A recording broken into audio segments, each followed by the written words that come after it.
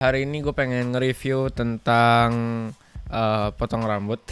Jadi kemarin tuh gue nyoba barbershop pertama kali karena gue nggak pernah nyoba barbershop sebelumnya, atau yang mungkin yang lebih yang proper barbershop kali ya. Mungkin kalau yang kayak barbershop yang harga menengah gitu, harga 50.000 gitu mungkin pernah di Jogja waktu gue kuliah. Terus sisanya ya gue potong rambut di pangkas rambut biasa lah, pangkas rambut Kang Acep. Pokoknya yang 10.000-an 20.000-an gitu lah. Nah, gue hari ini pengen ngebandingin hasil dari potong rambut 25.000 sama potong rambut 150.000 atau 5 kali lipat. Tapi di sini gue nggak bisa nunjukin before-nya atau nunjukin potong rambut yang di harga 25.000. Tapi kalau lu lihat video-video gua sebelumnya yang mungkin rambutnya masih pendek, itu adalah hasil dari potong rambut yang 25.000. Kesan pertama atau impression pertama dari potong rambut harga 150.000 adalah tidak worth it untuk saya, karena rambut saya itu adalah rambut gue adalah tipe rambut yang udah pendek, udah tipis mendekati botak.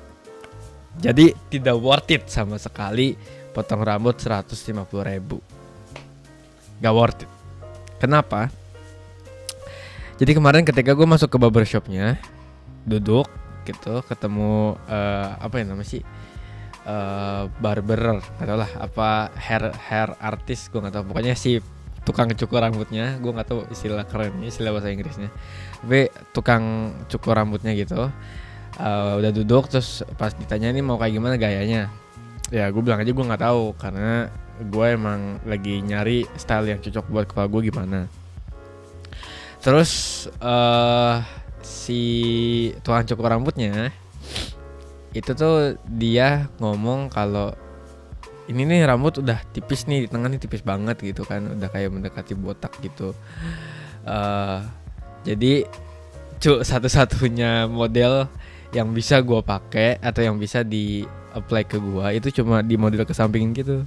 Jadi si tukang cukurnya bilang ya satu-satunya model nggak ada lagi, ya cuma disampingin doang. Kata gue anjing, gue ngapain kalau jauh-jauh ke tempat itu dan bayar 150.000 cuma buat model yang cuma satu gitu, cuma satu-satunya, nggak ada lagi, nggak bisa diapa-apain lagi di rambut gitu kan.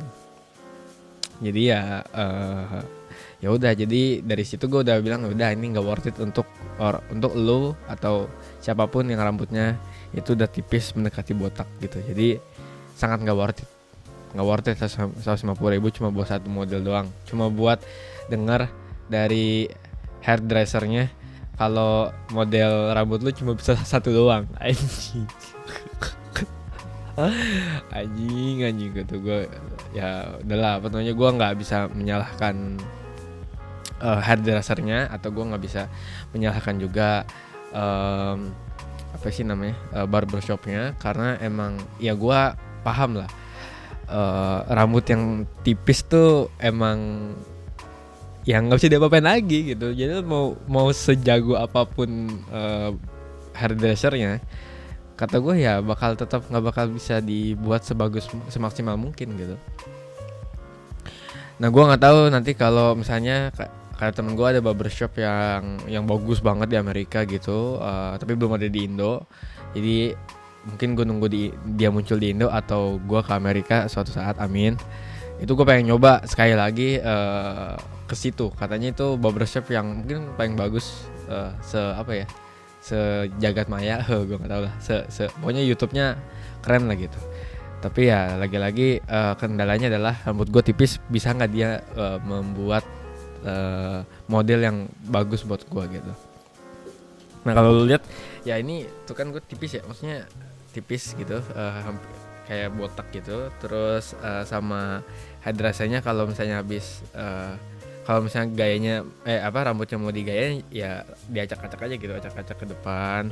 Terus ya udah, lah kata gue ya ini mah gue potong 25.000 juga kayak gitu. Gue juga biasanya, maksudnya Ya udah, emang rambut gue emang biasanya emang harus diacak-acak kalau di kesampingin gitu udah kayak culun gitu kan, tuh kan tipis banget gitu udah mau botak.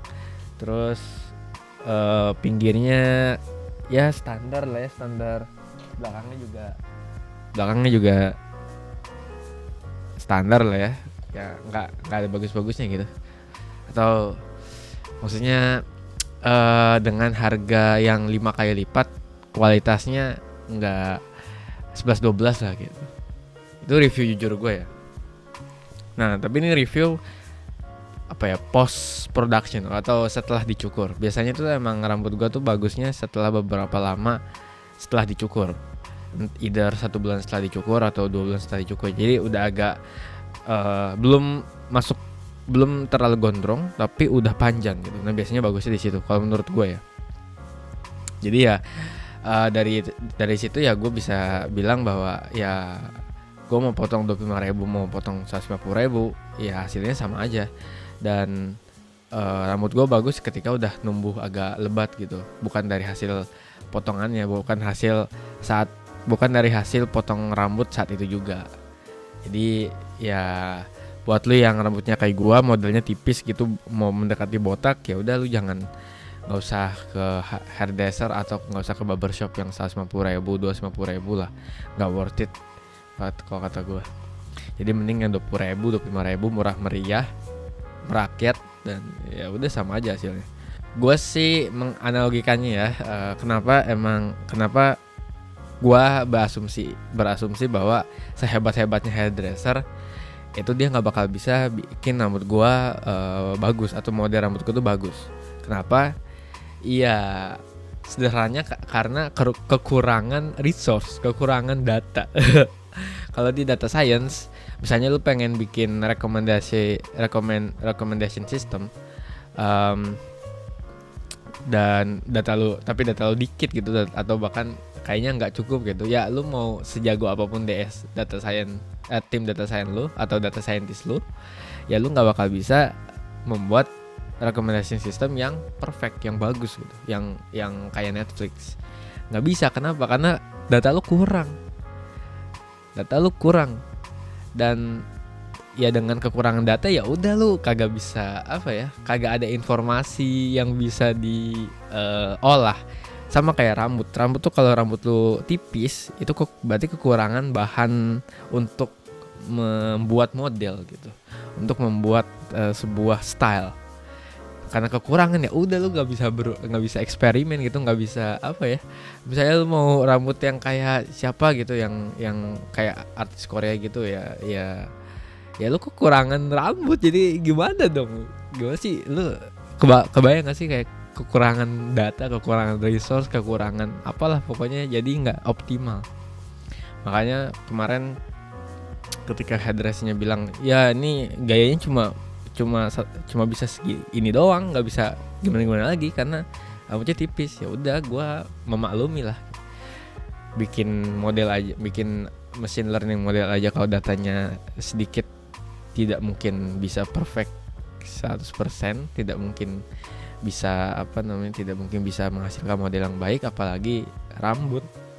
Jadi ya pasrah aja buat lu yang rambutnya tipis, dah pasrah aja dah nggak usah digaya-gayain, lu mau style dah kagak cocok cuy, udah emang kita rambut yang tipis udah nyerah aja dah, udah nggak ada harapan anjing. Tapi ada satu hal yang menurut gua kayak kurang gitu di barbershop ini. Jadi waktu gua di Jogja di kuliah itu tuh gue juga ke barbershop, ya mungkin barbershop yang nggak bagus-bagus amat lah, pokoknya kisaran harga 50.000 sampai 75.000 gitu sekali potong. Nah tapi di situ gue ngelihat bahwa ya potong rambut biasalah, ya mungkin gue juga nggak sampai di stylin apa gitu, tapi di akhir tuh rambut dicuci. Dan menurut gue itu harus ada. Kenapa? Karena ketika lu potong rambut itu rambut lu kotor tuh, maksudnya rambut lu kayak banyak potongan rambut lah yang masih nyisa gitu, yang nggak dibersihkan atau nggak terbersihkan dari potong rambut lu, jadi harus dicuci kan. Nah yang di barbershop ini dengan harga 2 kali lipat 150.000 Setelah selesai potong rambut kagak dicuci cu. Anjir kata gue, kok bisa ya? Harusnya kan malah dicucinya tuh di awal. Gue heran banget. Jadi gue duduk terus muter ke belakang, habis itu rambut gue dihadapin ke kayu wastafel gitu. Terus dicuci. Habis itu mungkin ini emang cuci pertama. Potong selesai. Terus di hair dryer. Habis itu pokoknya abis mau selesai itu di hair dryer dulu. Mungkin udah hilang gitu serbuk rambutnya. Habis itu udah selesai. Lah kagak dicuci lagi. Gue nggak bilang sih, maksudnya gue nggak nanya lah kok nggak dicuci lagi kak gitu ya. Gue nggak nanya, gue lupa gitu. Cuma agak aneh aja gitu. Gue kira itu default dari sebuah barbershop tuh setelah dipotong dipotong rambut itu dicuci. Karena ya masuk akal dong, gue bayar lu mahal masa kagak dicuci anjing.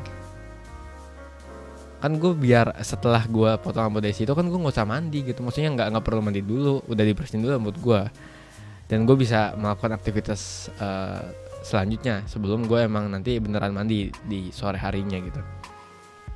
Tapi itu aneh banget kata gue, kenapa kagak dicuci ya? Waktu di Jogja gue dicuci, makanya gue suka di barbershop itu, maksudnya agak sering gitu kalau lagi ada duit gitu. Atau kalau gue lagi hemat gitu, makan kosan anak kosan lagi hemat banget gitu, makan murah kan gue ada sedikit rezeki ya. Nah itu gue pakai buat coba membenarkan rambut. Nah itu dicuci cuy. Jadi setelah itu gue bisa beraktivitas lainnya tanpa harus mandi dulu, bisa lanjut ke kelas kuliah, bisa lanjut ketemu teman-teman gitu. Itu cuy. Tapi kalau yang ini kagak dicuci ya elah, kok bisa ya? Gak tau dah gue. Apa emang defaultnya maksudnya barbershop yang setiap barbershop tuh punya SOP yang berbeda atau enggak, gue nggak tahu. Tapi harusnya sih dicuci. Itu sih review gue sih itu. Sisanya ya udah, kalau barbershop itu sekali lagi, kalau lu misalnya rambutnya tipis kayak gue mendekati botak gitu di tengah-tengah gini, ya udah itu nggak ada harapan dan nggak worth it. Jadi lu mending potong aja yang 25.000, 20.000 atau kalau ada yang 10.000 gitu. Tapi kalau rambut tuh tebel, bervolume tebel gitu, nah itu kayaknya worth it tuh kalau lu coba yang barbershop 150.000 karena beneran dihitung, beneran di styling gitu, beneran dipotongnya bener-bener mungkin benar-benar kayak diukur gitu lah, walaupun nggak secara harfiah diukur ya. Dan pokoknya dipotongnya bener gitu, rapi, teliti gitu. Nah itu kayaknya worth it kalau rambut lu tebel, dan gue yakin hasil potongan untuk rambut lu yang tebel itu pasti bagus, kemungkinan besar akan bagus dan lu akan seneng. Kalau buat gue nggak happy sih dengan hasilnya. Jadi ya udah, gue balik lagi aja ke pangkas rambut Kang Acep yang 20.000-an, 25.000-an. Itu sih. Jadi itu aja review dari potong rambut 25.000 versus potong rambut 150.000. Sampai jumpa di video-video selanjutnya. Bye bye.